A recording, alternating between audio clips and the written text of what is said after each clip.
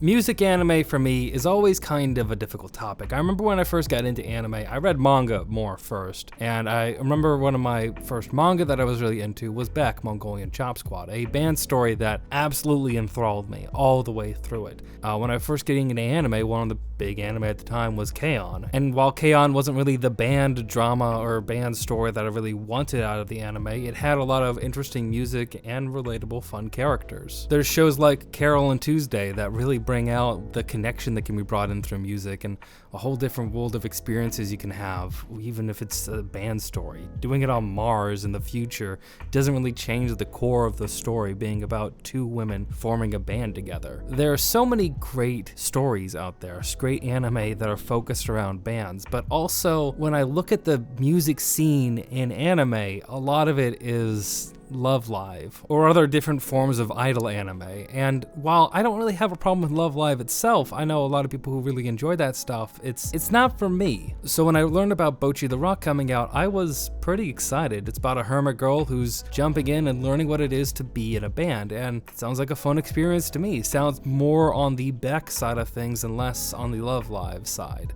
Something that's actually going to hopefully have some substance to it, but I didn't watch it right away, waiting for things to pile up so I can binge watch it. And the past couple months have been a bit difficult at times. I've been struggling in and out of burnout. I have been having, to take time for myself, especially around the holiday season, because I have a job that's retail based. And then by the time Christmas was coming around, I found out that my brother passed away, my youngest brother. I'm not going to get into details of that here. I still don't know how to process that. And the thing that really helped me the most was watching Bocchi the Rock. And I don't bring this up very often, but I was in a band before I moved to Seattle. Before I moved to Seattle, I was in a band, a ska band called the Dirty Skanks. We were not very good. You can look up our music. It wasn't great. But I was in that band with my brother, Harry, who's the guitarist, my friend Landon, who was our trombone player, Chris, our singer, and we always had a problem keeping a drummer. It was a small town, so it's difficult having a drummer. It's hard to find a drummer if you're in a band. And so my youngest brother, George, stepped up and became our drummer. And I want to start off this conversation of Bocchi the Rock with that. It made me remember what I love so much about being in a band, what I loved about music. But before I get into that, I should really talk about what the show is about. Bocchi the Rock follows a young high school girl named Tori who is incredibly anxious. She has a difficulty speaking to anyone with severe anxiety whenever she comes into social situations. She wants to interact with people, she wants to feel included, but she can never bring herself to really step out of her shell. So one of the ways she thought to do that was back in middle school, she saw a band on TV and saw band members talking about how they used to be wallflowers, shut-ins, and how they learn music and interact with people. And she thought, hey, they work for them, maybe that'll work for me. So she picked up a guitar and started learning how to play. And by the time she was in high school, she was doing really well. She's posting videos of herself, playing music online, getting a good amount of views on YouTube, but she never really interacted with anybody, never found anyone to really connect with, because she could never take that step to initiate the conversation, always wanting people to initiate it with her, hoping that someone else would force her into social situations. And one day her prayers are answered when Nijika, a drummer, finds her sitting around a playground and says, hey, I need a guitarist. Will you want to come play with my band? Tori is obviously a little freaked out about this, but she goes, she takes a step, she joins, and she doesn't perform well because she's never played with a band. She doesn't know what it's like to match someone's rhythm, to really get the feel of being in a band. But she does well enough that they all want to stick together. They all want to try to make this all work. And the anime becomes a story of a band growing together. A band of 4 women. They all have their own specific quirks. A couple of them being pretty competent, but the majority of them all still having things they need to work on to really come together to be a full band. And while that core premise, that idea of people needing to come together to find their rhythm to be a band, that is pretty central to any kind of music anime, Bocchi the Rock is really able to sell these moments, sell this humor by focusing around Tori. Tori is, of course, our Bocchi the Rock. And so from here on, I'm gonna call her Bocchi because Bocchi's easier to say. This is a cute girls who do cute things type anime. And if you're not aware of what that is, it's an anime about cute girls doing cute things or performing some sort of task, like Laid Back Camp is an example of one, which is about camping. It's about a bunch of cute girls who learn about a hobby and activity and all do it together in a cute manner. I think the quintessential cute girls who do cute things anime is K-On!, and these aren't, again, the typical type of anime that I go for. I find that a lot of them, while they may have interesting stories, they can be funny, they can do a lot of different things, they, at their core, I think, have a narrative weakness of, one, being a little creepy. It's a little weird that all the characters are girls. You don't even give a male character a name or any kind of personality.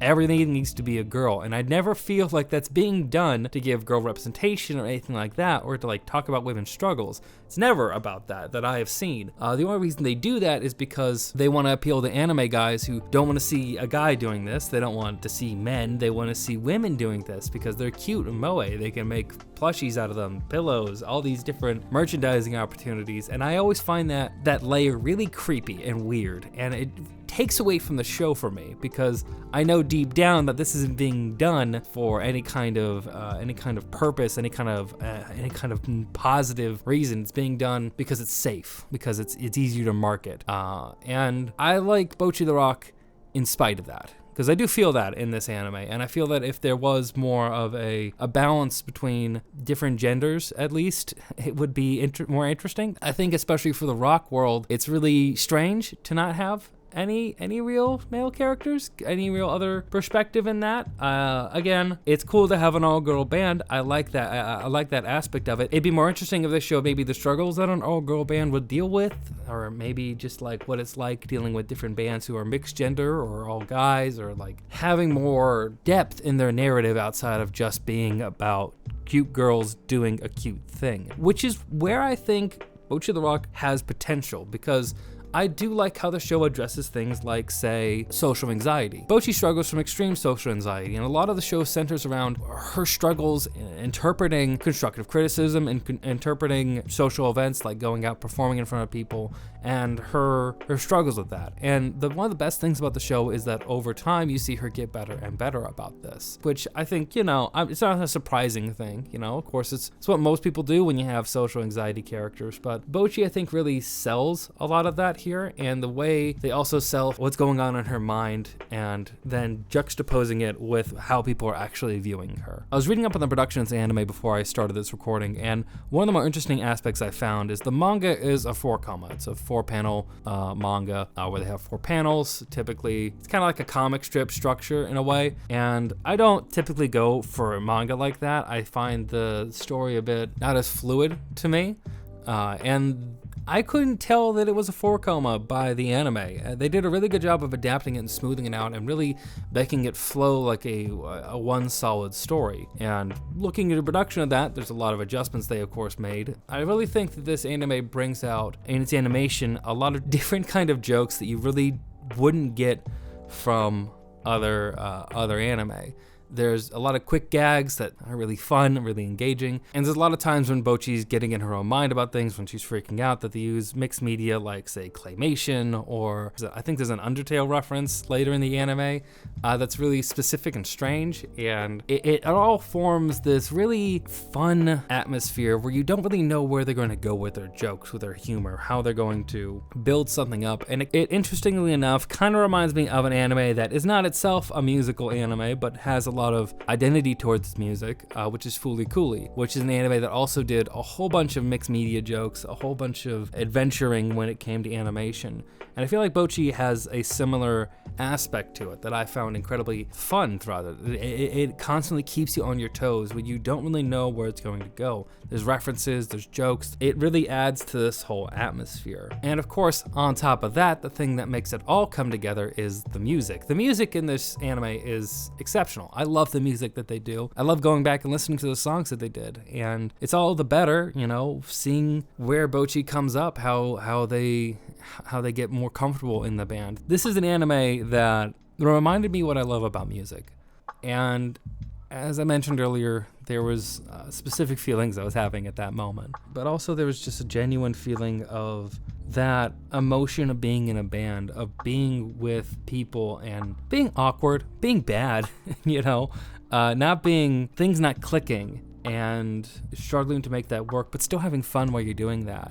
Those aspects are throughout this show, and it's a real life experience to what it's like to be in a band. I picked up my bass for the first time, and I don't remember how long it's been. I picked up my bass for the first time in a very long time and was playing chords when I was watching a couple episodes, you know? My calluses are gone and I don't have the same dexterity that I used to, but having that bass in my hands again, feeling the strings on my fingers, it was a kinetic experience to me that made the show all the more deeper for me. While I again think that there's problems with depth in the show, that it extend to all kind of cute girls who do cute things anime, that, you know, I'd prefer if they just had more complexity and were willing to just, you know, I'm not asking for there to be male-centered characters or male-centered characters, you know, dominating the cast here. I don't want that. What I want is, you know, for like a character like Bocchi's dad. Bocchi's dad is a character who I think gets completely shafted by the anime and most likely the manga, I don't know.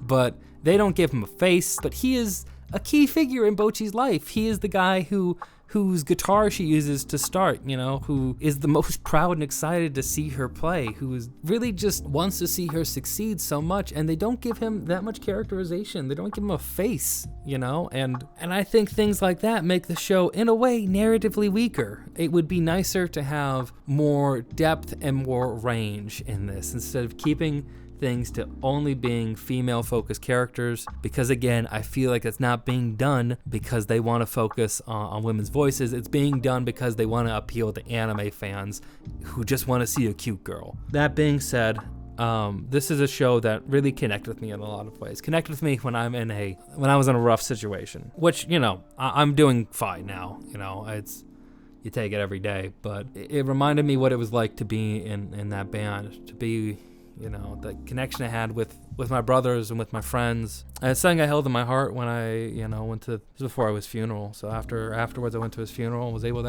actually had all my band members come out, you know. We all got together, and having a conversation like that after seeing this anime was really important to me. So I have a lot to thank this anime for.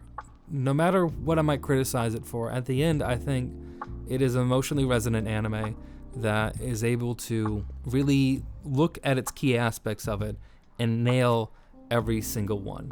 It is an anime that I highly recommend. One of my favorites of the season I'm going to talk about.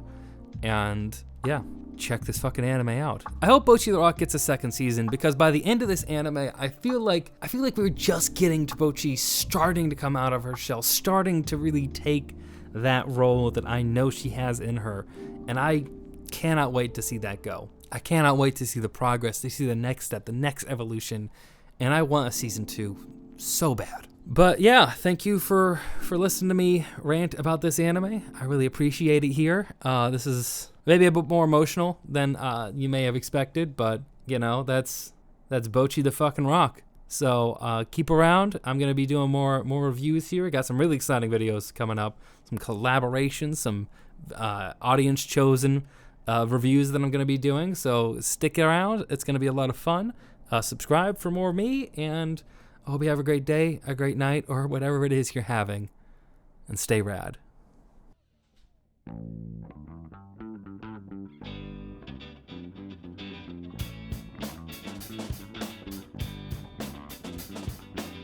We've been doing this for so long, and yet it's come to this.